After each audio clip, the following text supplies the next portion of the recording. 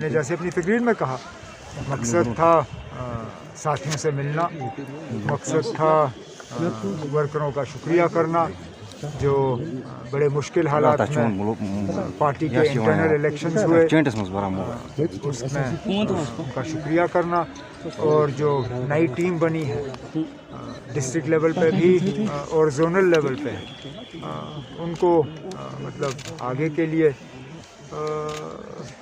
कुछ मतलब उनसे सुनना और कुछ तो अपनी बात सुनाना, इसके अलावा और कोई मकसद नहीं था। उमर साहब ने कुछ शिरकत करेगी? मुझे पता नहीं था इसके बारे में। सर दफा 370 और 35 के हवाले से पहली बार आपसे सुन रहा हूँ सर। आपने अपने मुझे पता नहीं है क्या 20 दिसंबर को उन्होंने मीटिंग बुलाई। अब मैं आपसे सुन रहा हूँ ना, मैं पहले तो हमें मैं ये कंफर्म करूँ ना कि क्या ये वाकई है, अगर है तो उसके बाद हम इस पे बात करेंगे। मेरे इसके बारे में क्योंकि आपके एमपी हसन मसूदी ने कहा है प्रेस एजेंसी को, तकरीर में आपने कहा कि कुछ सेपरेटिस्ट लीडर जब एब्रोगेशन आर्टिकल 3 से हुआ तो कुछ सेपरेटिस्ट लीडर्स गोल्फ खेल रहे थे और दिल्ली के मार्केट में शॉपिंग कर रहे थे। किन की तरफ इशारा है आपका? अब वो आप खुद अपना काम करिए ना, it's not my job to do your work. Umar साहब पीएचडी में अगर आप कभी मालूम कर सके तो मालूम करिए ना, मेरा काम नहीं है बताना। और कुछ क्या मतलब? एक जमाने में पीएचडी हुआ करता था, काफी चर्चे चलते थे उसके, लेकिन आजकल कहीं दूर दूर तक नजर नहीं आ रहा पीएचडी। ये आपकी गलतफहमी है। अभी 10 दिन पहले मुलाकात हुई, लेकिन अब 10 दिन पहले उनकी मीटिंग हुई और काम उनका चल रहा है। ये थोड़ी ना कि रोज रोज वो मीटिंग करेंगे सिर्फ आपको खुश रखने के लिए, वो अपने लेवल पे अपना काम कर रहे हैं ना। नहीं, आजकल ज्यादातर देखने को ये मिल रहा है कि पॉलिटिकल पार्टीज काउंटर करती है एक दूसरे को ज्यादा। किसने? सजाद लोन जो अजीब नारे नहीं सुनाते, हम इक्तिदार के पीछे नहीं दौड़ते।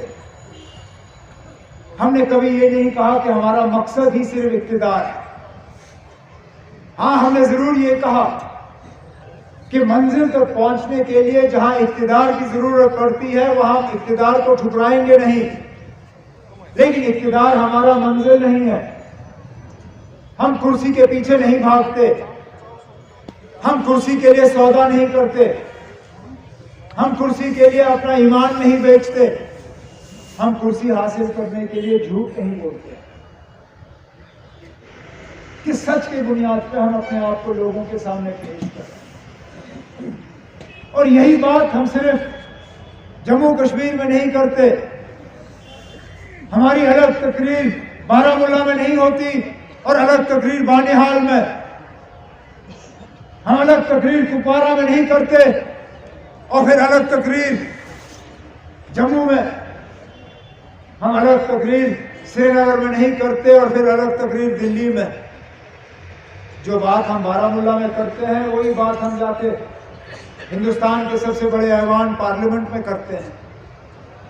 अगर श्रीनगर में रहते या बारामूला में रहते हम 5 अगस्त 2019 के फैसलों की मुखालफत करते हैं तो उन्हीं फैसलों की मुखालफत हम दिल्ली जाके करते हैं।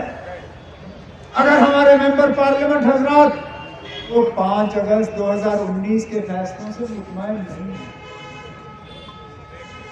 बार बार मैंने खिते चुनाव में लोगों से एक ही सवाल पूछा।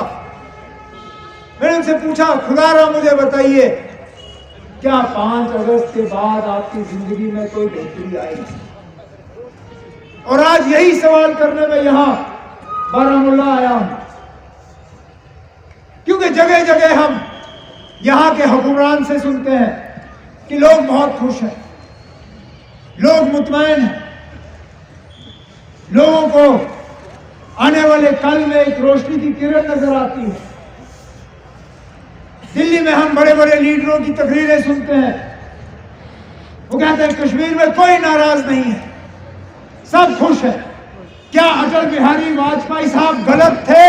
मैं जानना चाहता हूं, क्या अटल बिहारी वाजपेयी साहब गलत थे जब श्रीनगर मुजफ्फराबाद बस का इनॉग्रेशन हुआ, जब लोगों को आने जाने की इजाजत हुई? क्या गलत थे? अगर वो गलत थे तो मैं मानता हूं फिर ये बस रोकना जो सही था। कहिए, मैं बीजेपी वालों के मुंह से सुनना चाहता हूं कि जिन लीडर को उन्होंने भारत रत्न से नवाजा, वो गलत थे। मैं बीजेपी के आज लीडरों से सुनना चाहता हूं कि अटल बिहारी वाजपेयी साहब ने श्रीनगर मुजफ्फराबाद का बस शुरू करके मुल्क को खतरे में डाला। मैं सुनना चाहता हूं उनके मुंह से, क्योंकि अगर वाजपेयी साहब गलत नहीं थे तो फिर आपका इस बस को रोकने का फैसला गलत